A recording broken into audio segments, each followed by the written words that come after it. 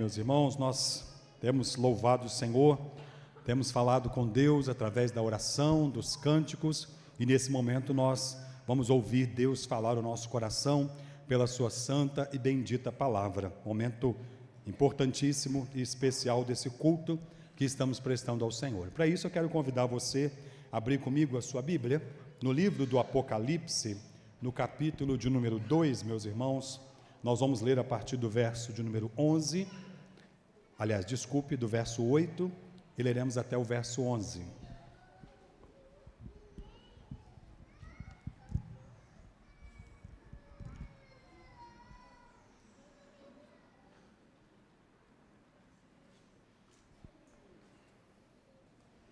Apocalipse, capítulo 2, a partir do verso 8, leremos, irmãos, até o verso de número 11.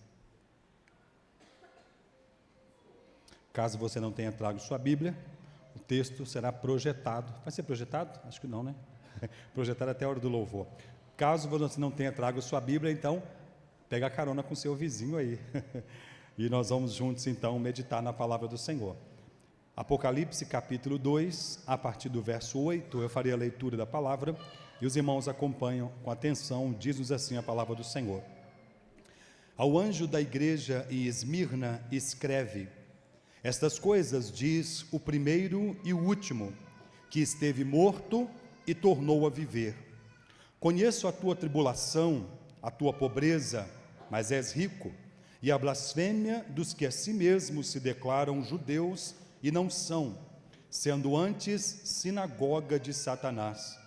Não temas as coisas que tens de sofrer. Eis que o diabo está para lançar-te em prisão alguns dentre vós, para ser dispostos à prova, e tereis tribulação de 10 dias. Sê fiel até a morte, e dar-te-ei a coroa da vida. Quem tem ouvidos, ouça o que o Espírito diz à igreja. Ao vencedor, de nenhum modo, sofrerá o dano da segunda morte. Oremos mais uma vez, irmãos. Senhor, a tua palavra foi lida, e nós, o teu povo, estamos aqui prontos para te ouvir. Somos gratos pelo privilégio de termos contato com essa palavra, que é lâmpada para os nossos pés e luz para o nosso caminho. Agora pedimos, use mais uma vez da tua misericórdia e fale ao nosso coração, em nome de Jesus. Amém. Meus irmãos, no ano 155 depois de Cristo, um homem de 86 anos foi condenado à morte, porque negou adorar o imperador de Roma como Deus, reconhecendo Jesus Cristo como seu único e suficiente Senhor e Salvador. Este homem era Policarpo, conhecido como o bispo da cidade de Esmirna, aquele que fora discípulo de João, a quem o Senhor concedeu a honra de escrever este livro do Apocalipse. Dizem os historiadores que Policarpo tinha cerca de 27 anos, quando esta carta foi lida na igreja de Esmirna, as 7 cartas do Apocalipse, endereçada às 7 igrejas da Ásia Menor. Na verdade, todo o livro do Apocalipse foi endereçado a estas 7 igrejas da Ásia Menor, hoje a atual Turquia.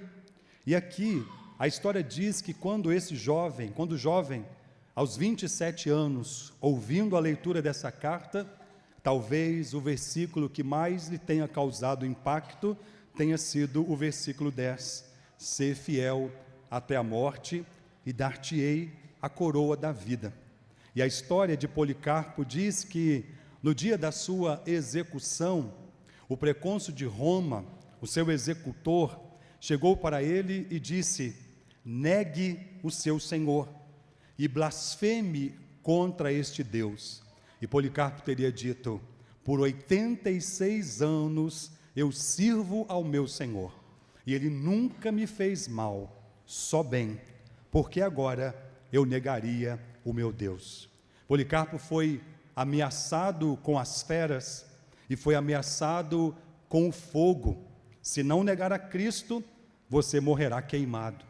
E ele teria dito: você me ameaça com o fogo, que dura algum tempo, mas despreza o fogo eterno do inferno.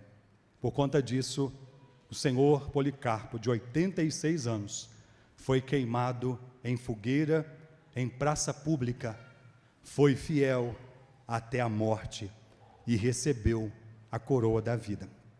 O texto que nós estamos lendo, meus irmãos, a carta escrita à igreja de Esmirna, a palavra, o nome desta cidade vem de mirra, que era uma erva amarga. Mas esse nome é dado justamente para poder mostrar o significado daquilo que aconteceria naquela cidade, não somente aos cidadãos daquela cidade, mas também à igreja existente ali na cidade de Esmirna. Então aqui começa o apóstolo João, autor desse livro do Apocalipse, que ele recebe a revelação do Senhor por volta do ano 96 depois de Cristo, e ele começa dizendo no verso 8: ao anjo da igreja em Esmirna escreve. Todas as 7 cartas foram endereçadas aos 7 pastores de cada uma destas 7 igrejas, a quem o Senhor se dirige como o anjo da igreja, aquele que Deus colocou para pudesse conduzir o seu povo com a graça e com a sabedoria do Senhor. Ao anjo da igreja em Esmirna escreve. O Senhor vai se apresentar aqui, meus irmãos, para esta igreja de um modo todo característico. Uma estratégia que o Senhor adota nessas 7 cartas é se apresentar a cada uma destas 7 igrejas de uma maneira que possa trazer algum tipo de comunicação com a sua própria realidade e assim então chamar a atenção desta igreja. Nós vamos olhar para esta carta hoje e meditar neste tema: Esmirna, um chamado à fidelidade. Esta igreja ou esta cidade, a história dela diz que por volta do ano 1000 antes de Cristo, ela foi fundada. Passou-se o tempo e por volta do ano 600 antes de Cristo, ela foi invadida pelos lídios e diz a história que ela foi totalmente destruída. Alguns anos depois, por volta do ano 200 antes de Cristo, o imperador Lisimarco teria reconstruído essa cidade e a reconstruiu de maneira ainda mais gloriosa do que ela era antes. Ela foi mais bela na sua reconstrução quando que era na sua origem. Essa cidade, meus irmãos, se orgulhava de ser uma das cidades mais fiéis ao Império Romano daqueles dias. O mundo naquela época era dominado pelo Império Romano. E esta cidade carregava o orgulho de ter um suntuoso, grandioso templo dedicado à deusa Roma.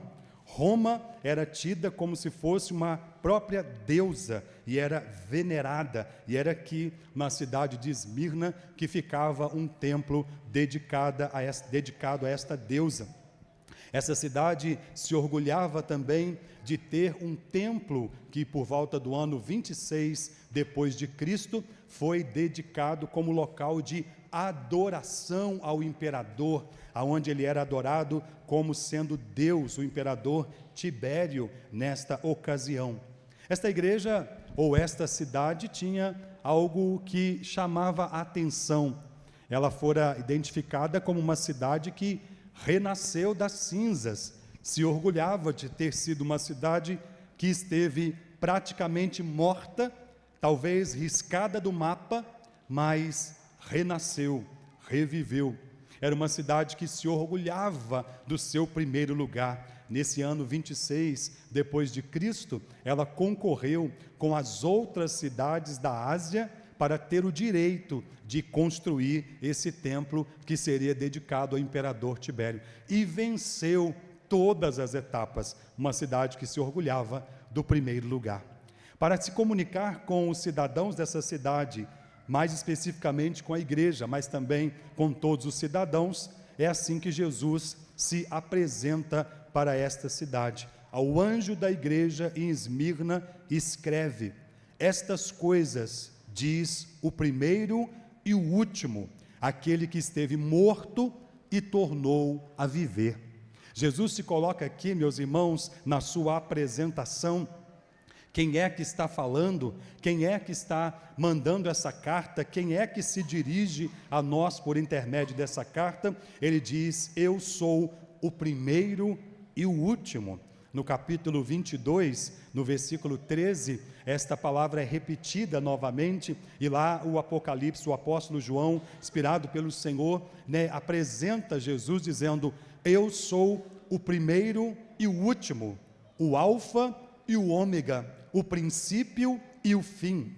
Ele se apresenta para a sua igreja como Deus eterno, como Deus todo-poderoso, como sendo o primeiro e o último, o alfa e o ômega, a primeira e a última letra do alfabeto grego, para mostrar a ideia de completude. Ele é o Deus completo, Ele é o Deus todo-poderoso, o princípio e o fim, aquele que esteve presente quando todas as coisas foram criadas. E é assim que o apóstolo João diz lá no seu evangelho: ele estava no princípio com Deus e todas as coisas foram feitas por intermédio dele, sem ele nada do que foi feito se fez. Ele é o princípio e o fim, o primeiro e o último. Mas Jesus se apresenta aqui não apenas como esse Deus completo, esse Deus do princípio ao fim, mas se apresenta também como o Cristo ressurreto que venceu a morte. Ele diz aqui que estive morto e tornei a viver. Jesus se refere a esta igreja chamando a atenção para a realidade histórica da cidade de Esmirna, uma cidade que esteve morta e reviveu 200 anos antes de Cristo. Ao ouvir essa expressão, cada cidadão saberia exatamente o que Cristo estava querendo dizer: eu estive morto e tornei a viver. Ele é o Cristo que na cruz do Calvário foi morto pelos nossos pecados. Ele é o Cristo que na cruz do Calvário disse: está consumado. Ele é o Cristo que, como é dito lá em 1 Coríntios capítulo 15, morreu pelos nossos pecados, foi sepultado pelos nossos pecados, mas a morte não pôde detê-lo. Ao terceiro dia, ele ressuscitou. Então ele se apresenta como Cristo ressurreto. E lá em Apocalipse, lá em 1 Coríntios capítulo 15, o apóstolo Paulo chega a dizer que ele é a primícia de todos aqueles que dormem. O Cristo que venceu a morte definitivamente, que destruiu principados e potestades, que os expôs publicamente e nos fez nele mais do que vencedor. Por isso aqui a referência como alguém que esteve morto e tornou a viver. E a partir daqui, meus irmãos, do verso 9 até o verso 11, Jesus vai dar algumas orientações para esta igreja, e sempre com esta ideia de um chamado à fidelidade. O chamado à fidelidade aqui é um chamado para a fidelidade até a morte. É a fidelidade em toda e qualquer situação. A ideia de fidelidade vem do fiel. Quando nós olhamos para uma balança e nós vemos aquele ponteiro que fica de um lado para o outro até que atinja o ponto exato com fidelidade, ali é o fiel da balança, o ponto exato. O que Cristo está chamando a igreja para vivenciar é uma fidelidade do ponto exato, não apenas uma fidelidade teórica, não apenas uma fidelidade demonstrada em alguns aspectos da vida. Às vezes sermos fiéis a Deus e devotarmos fidelidade ao Senhor quando as coisas nos vão tudo bem é fácil. Dizemos que amamos a Deus, que vamos servir o Senhor todos os dias da nossa nossa vida, que jamais iremos abandonar o Senhor. Quando vai tudo bem, é fácil, mas é às vezes no meio da luta, no meio da adversidade, no meio do sofrimento, no meio dos problemas, que se demonstra a verdadeira fé, a verdadeira fidelidade ao Senhor. O que é o chamado para esta igreja e para a igreja de todos os tempos, é o chamado a uma fidelidade não teórica, mas uma fidelidade de prática, uma fidelidade real, no ponto exato, fiel da balança. E o verso 9, o Senhor diz assim para a sua igreja: conheço a tua tribulação e a tua pobreza, mas tu és rico, e a blasfêmia dos que a si mesmos se declaram judeus e não são, sendo antes sinagoga de Satanás. É interessante, meus irmãos, como que o Senhor traz uma mensagem de uma forma que eu diria empática para a sua igreja. A empatia é saber colocar-se no lugar do outro. Não é simplesmente alguém que diz: eu posso imaginar o quanto você está sofrendo. Ou talvez alguém que diga: eu não consigo nem imaginar o tamanho da sua dor. Mas Jesus se coloca e se apresenta para nós, e se apresenta para a sua igreja dizendo: eu conheço, eu sei o que você está passando, eu te compreendo como ninguém jamais poderia te compreender. Eu entendo o que você está vivenciando, não de maneira teórica, não de maneira apenas filosófica, mas eu entendo o que você está passando de forma prática. Isaías capítulo 53, no versículo 3, o profeta Isaías falando sobre Jesus, a expressão ali é: ele sabia o que é padecer.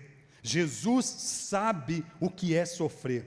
Ele, não julgando como usurpação o ser igual a Deus, esvaziou-se de si mesmo, assumiu a forma de servo, foi reconhecido em figura humana, veio a esta terra não para viver uma vida de facilidades, não para viver uma vida apenas de benécias. A palavra do Senhor diz, ele diz assim: as raposas têm covis, mas o Filho do Homem não tem nem onde reclinar a sua cabeça. Jesus veio e padeceu por nós, Jesus veio e enfrentou o sofrimento por nós, e ele disse: no mundo tereis aflições, mas tende bom ânimo, eu venci o mundo. E quando Jesus diz aqui para a igreja de Esmirna e para nós também: conheço a tua tribulação, conheço a tua pobreza. A igreja aqui de Esmirna, meus irmãos, era uma igreja sofredora, era uma igreja que estava enfrentando 3 problemas que estavam roubando, tirando a paz da igreja. Ela estava enfrentando tribulação, ela estava vivenciando a pobreza, e ela estava também enfrentando a calúnia dos judeus, a difamação dos judeus. Jesus então, ao mesmo tempo, diz para a sua igreja: eu passo pelo sofrimento junto com vocês, eu enfrento esta batalha junto com vocês, e os sofrimentos, às vezes, meus irmãos, pelos quais nós passamos, não são à toa. Nada acontece na minha vida e na sua vida por acaso. Em tudo Deus tem um propósito. É assim que o apóstolo Paulo chega a dizer em Romanos capítulo 8, no versículo 28, todas as coisas cooperam para o bem daqueles que amam a Deus, daqueles que são chamados segundo o seu propósito. Quando nós conseguimos perceber as coisas que acontecem em nossa vida, não apenas como obra do acaso, não apenas como um sofrimento sem sentido, mas como algo que tem um propósito. O propósito às vezes é de afinar a nossa fé, de fortalecer a nossa confiança e de dar-nos testemunho do agir e do poder de Deus na nossa vida. A igreja de Esmirna estava enfrentando tribulação. A ideia de tribulação aqui vem de um sofrimento extremo, um aperto extremo. A igreja estava atribulada. Quem de nós nunca enfrentou uma tribulação? Quem de nós nunca enfrentou uma situação que parecia que não daria conta, que não conseguiria vencer? Quem de nós nunca disse em algum momento: eu não vou aguentar esse sofrimento. E a igreja estava aqui enfrentando a tribulação. Ela enfrentava não somente essa tribulação, esse aperto extremo, porque era perseguida pelos judeus e era perseguida pelo Estado. Os judeus aqui no primeiro século, meus irmãos, foram os grandes perseguidores da igreja do Senhor, porque eles se orgulhavam de serem descendentes de Abraão, se orgulhavam de ser a única religião monoteísta, se orgulhavam de serem aqueles que praticavam todos os rituais antigos, e agora surge o cristianismo dizendo que em Cristo todo o sacrifício foi cumprido, e agora não há mais nada que o homem possa fazer no intuito de oferecer um sacrifício a Deus pelo seu pecado, única e exclusivamente pela graça e pela misericórdia do Senhor. Eles eram os praticantes da circuncisão, de sacrifícios, e perseguiam os cristãos daquela época, inflamando o Império Romano contra os cristãos, dizendo que eles adoravam a Cristo e não reconheciam o imperador. Nessa ocasião aqui, o imperador Domiciano, não o reconheciam como divindade, e outras calúnias eram levantadas contra o povo do Senhor, e eles eram atribulados, meus irmãos, e eles enfrentavam dificuldades, viviam num mundo difícil. Nos nossos dias, sofrimentos iguais aos nossos ou iguais a estes estão se cumprindo na nossa irmandade espalhada por toda a terra. Os crentes na terra enfrentam tribulação e dificuldade porque vivem uma vida de fidelidade ao Senhor. Se quisermos ser apenas mais um no meio da multidão, vamos nos calar diante do erro, vamos nos calar diante do pecado e seremos apenas mais um num grande grupo de pessoas que não tem relevância nenhuma. Mas quando nós decidimos viver fielmente, piedosamente, honrando o Senhor e vivendo e pagando o preço, somos perseguidos muitas vezes e enfrentamos tribulação, e não foi diferente com a igreja lá no primeiro século. Ele diz aqui: não apenas conheço a tua tribulação, mas conheço também a tua pobreza. E aqui a referência é: mas és rico. A igreja era pobre do ponto de vista social, econômico. Uma igreja pequena, uma igreja miserável, uma igreja formada por pessoas de classe média bem simples, e uma igreja que tinha dificuldade de prosperar, porque vivia num contexto que andava na contramão do império dos seus dias, andava na contramão do que se praticava. Ali todos adoravam o imperador, ali todos adoravam outros deuses, haviam templos dedicados aos deuses romanos, e a igreja ali se mantinha fiel ao Senhor. Quando nós, meus irmãos, nos mantemos fiéis ao Senhor, enfrentamos algumas batalhas, enfrentamos algumas tribulações e muitas vezes até mesmo a pobreza. Mas aqui Jesus faz um comparativo entre a verdadeira riqueza. Ele diz aqui: tu és pobre, mas ao mesmo tempo tu és rico. Mais adiante nós veremos a carta escrita à igreja de Laodiceia, e era o contrário. A igreja de Laodiceia, o Senhor disse: tu és rica e abastada, mas és pobre, cego e nu. Laodiceia foi uma igreja vivendo dentro da contextualização da sua época, nós veremos isso. Mas aqui, a igreja de Esmirna foi uma igreja que saiu fora, foi uma igreja que viveu aquilo que está em Romanos capítulo 12. Rogo-vos, pois, irmãos, pelas misericórdias de Deus, que não vos conformeis com este século, mas transformai-vos pela renovação do vosso entendimento, para que experimenteis qual seja a boa, perfeita e agradável vontade de Deus. A igreja não conformada com o século, a igreja que não se pôs de joelho ante a divindade daqueles dias. Assim somos chamados nós também a viver. Então a verdadeira riqueza aqui é a riqueza espiritual, meus irmãos. O homem pode acumular bens nessa terra, O homem pode prosperar nesta terra, as pessoas podem colher o fruto do seu árduo e custoso trabalho, mas podem continuar pobres e miseráveis, porque a verdadeira riqueza não se mede em valores reais, a verdadeira riqueza registra-se em valores espirituais. Lá no Evangelho de Mateus, no capítulo 6, quando Jesus está pregando o Sermão do Monte, ele diz para o seu povo: não acumuleis tesouros na terra, aonde a traça e o ferrugem corrói e o ladrão rouba, mas acumuleis tesouros no céu, onde nem traça corrói, nem ladrão rouba. Onde está o teu tesouro, aí estará o teu coração. Existem pessoas que são tão miseráveis que tudo que elas têm é dinheiro. E existem pessoas extremamente ricas, mas com uma conta bancária quase zerada, porque a verdadeira riqueza não se mede em valores reais, mas em valores espirituais.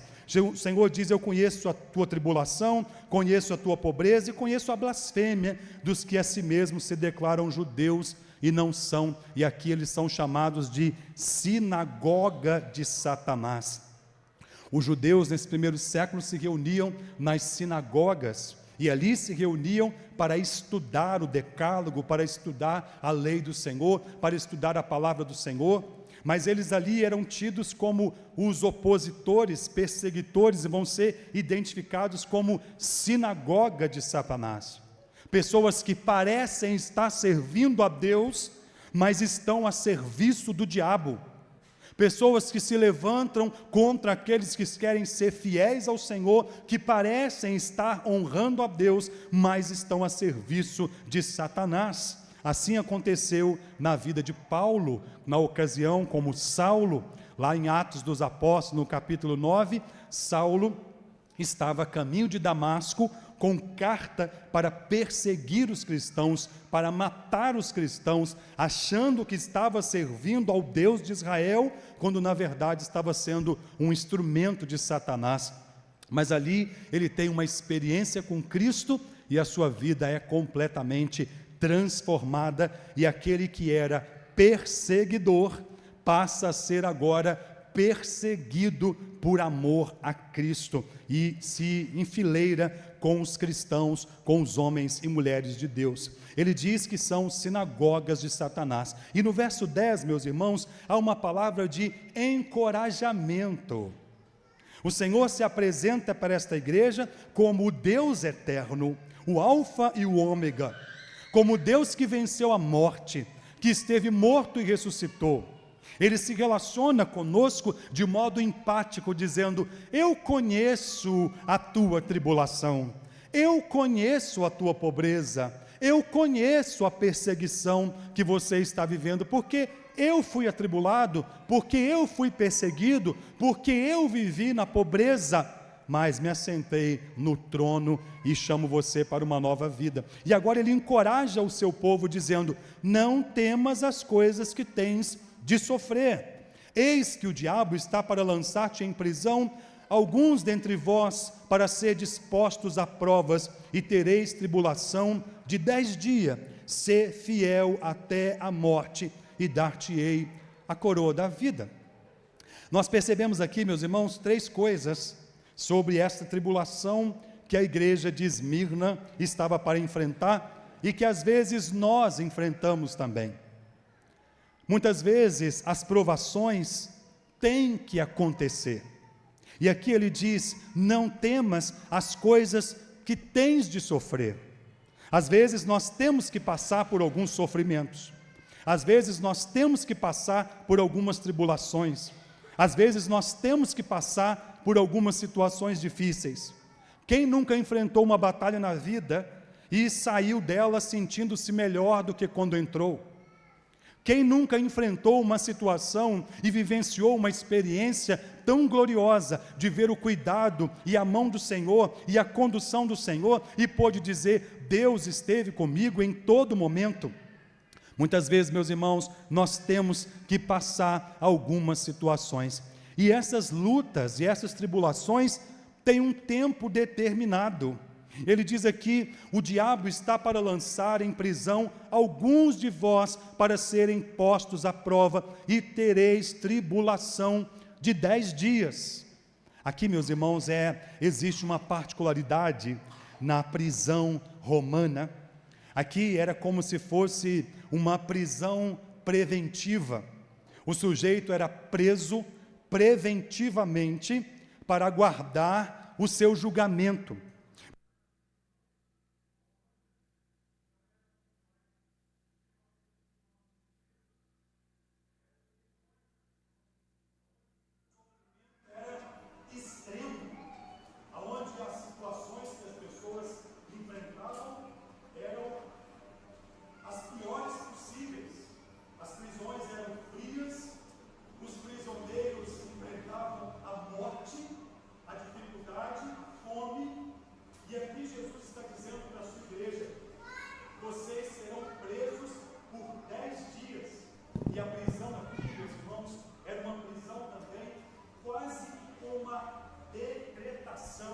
De condenação certa.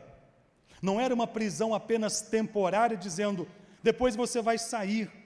Normalmente, aqueles que eram presos nas prisões romanas eram condenados à morte. O que Jesus está dizendo para a sua igreja é: possivelmente você vai enfrentar a morte, você vai enfrentar dificuldades. Jesus não romantiza o Evangelho. Muitas vezes o Evangelho é romantizado por pessoas que dizem coisas que Deus não está dizendo, que prometem coisas que a palavra de Deus não prometem, que se comprometem com coisas que Deus não está se comprometendo. Mas o Senhor é direto e é claro: você possivelmente passará pela morte. O sofrimento tem um tempo.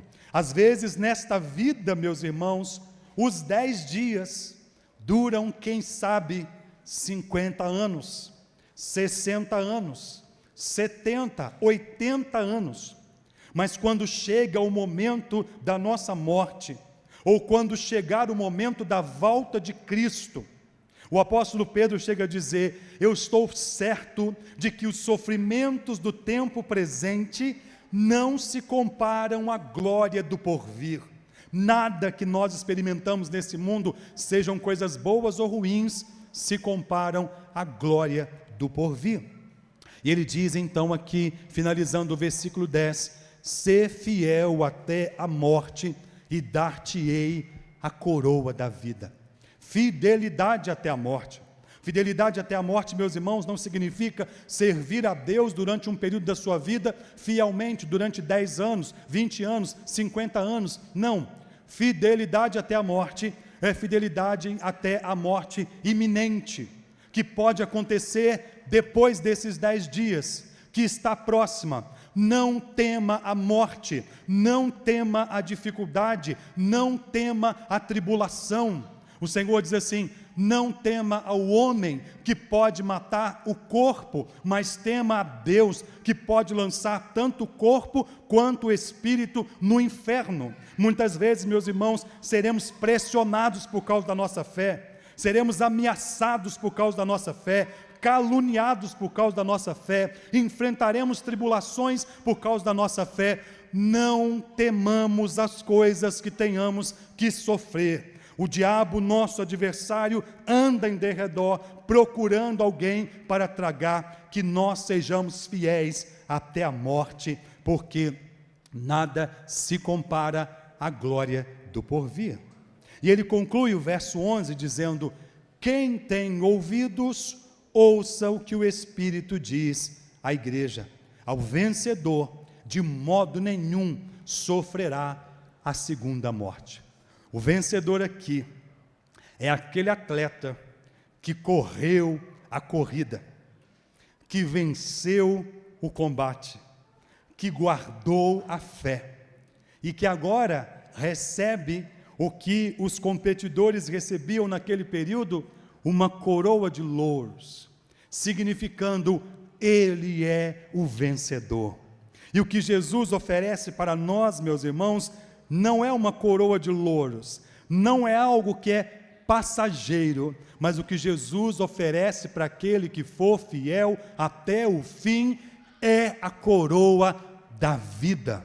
Ser fiel e dar-te-ei a coroa da vida. E ele diz aqui: o vencedor de modo nenhum sofrerá a segunda morte. A segunda morte, meus irmãos, é a condenação no inferno. Jesus é aquele que esteve morto, que desceu ao Hades, que venceu o inferno, que tem as chaves da morte e do inferno nas mãos. Ele é a primícia de todos aqueles que dormem, e em Jesus, todo aquele que crê no Senhor, ressuscita para uma nova vida. De modo nenhum enfrentaremos o inferno, o sofrimento eterno, interminável, num lugar onde há choro e ranger de dentes. O único que pode nos tirar da condenação do inferno é aquele que morreu pelo nosso pecado. Ser fiel até o fim. Enfrente o que você tiver que enfrentar. Nós não estamos na presença de um Deus qualquer.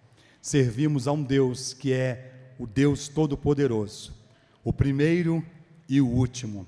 Servimos a um Deus que é aquele que esteve morto e reviveu, venceu a morte por nós. Servimos a um Deus que sabe o que é padecer, que conhece o nosso sofrimento, que se identifica com a nossa tribulação, que conhece as nossas dificuldades, que vê-nos aos olhos do mundo como pobres, mas aos olhos de Deus como ricos, porque a verdadeira riqueza não se mede em valores reais, mas em valores espirituais. Servimos a um Deus que não romantiza, não nos promete que tudo vai dar certo, que tudo vai ser absolutamente fácil. Existem coisas que nós temos que passar, meus irmãos. Estão forjando o nosso caráter cristão, estão nos dando crescimento espiritual, estão nos melhorando. O ouro, antes de se apresentar de maneira tão desejável, é passado por altas temperaturas, até que todas as impurezas sejam tiradas e fique apenas o metal precioso. Não temas as coisas que tens de sofrer, tudo coopera para o nosso bem. Não encare as tribulações dessa vida como se Deus tivesse deixado ou abandonado você, mas encare as tribulações da vida como uma oportunidade de crescimento, de consolidação da sua fé e de fortalecimento espiritual. Tudo tem um tempo determinado. Há tempo de rir e tempo de chorar, tempo de guerra e tempo de paz, tempo de sofrer, mas também haverá o tempo que eu e você ouviremos o Senhor dizer: vinde, benditos de meu Pai, entrai no gozo eterno. Sê fiel até a morte e você receberá a coroa da vida. Que você não desista de Jesus por nada, que você não troque a sua vida com Deus por absolutamente nada. Jesus não disse que seria fácil, mas nos garantiu: em Cristo somos mais do que vencedores. Que Deus ajude a mim e a você, para que caminhemos firme, olhando firmemente para Cristo Jesus, o autor e consumador da nossa fé. Oremos, meus irmãos. Senhor, obrigado, porque a Tua palavra é lâmpada para os nossos pés e luz para o nosso caminho.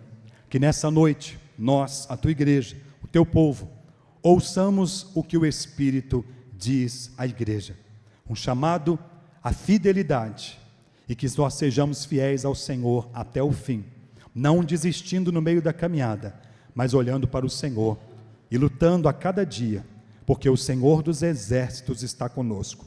O Deus de Jacó é o nosso refúgio.